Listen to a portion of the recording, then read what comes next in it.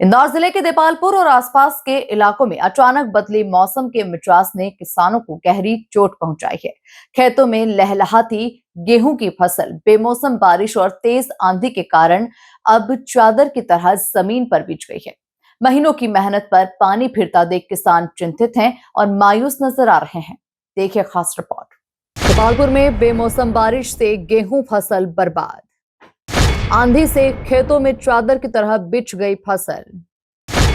भिड़ोता, बनेडिया, गोकलपुर, खिमलावदा प्रभावित।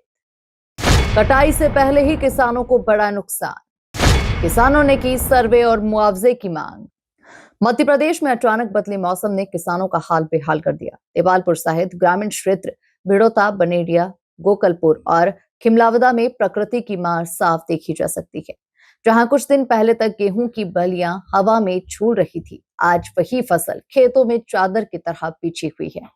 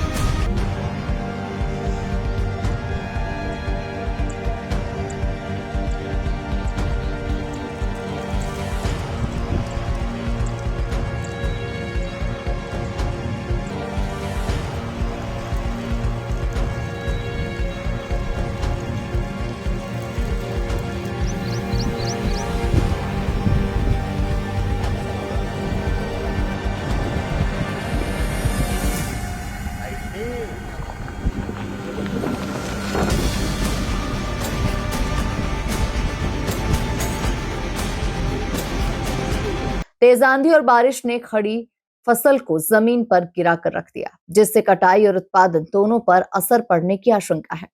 कई किसानों के खेतों में एक जैसा मंजर दिखाई दे रहा है। सोने से चमकती फसल अब मिट्टी में लिपटी पड़ी है।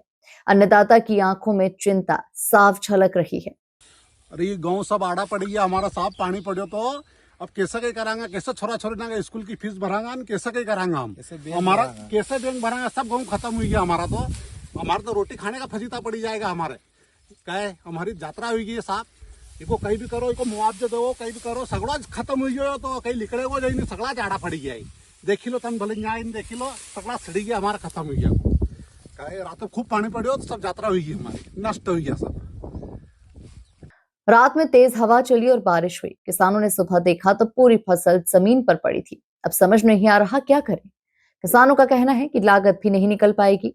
बच्चों के स्कूल की फीस और 2 वक्त की रोटी का संकट खड़ा हो गया है। सरकार से सर्वे और मुआवजे की गुहार लगाई जा रही है।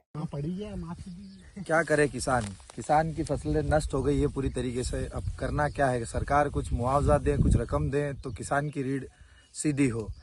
फसल परमात्मा की देन से अच्छी थी, मगर बारिश या आंधी तूफान होने के कारण सारी फसल नष्ट हो गई है। अब बस सरकार से यही मांग है कि कुछ मुआवजा देकर किसानों की मदद करें, किसानों की सहायता करें, ताकि किसान आगे बढ़ सके, अगली फसल के लिए तैयार हो सके।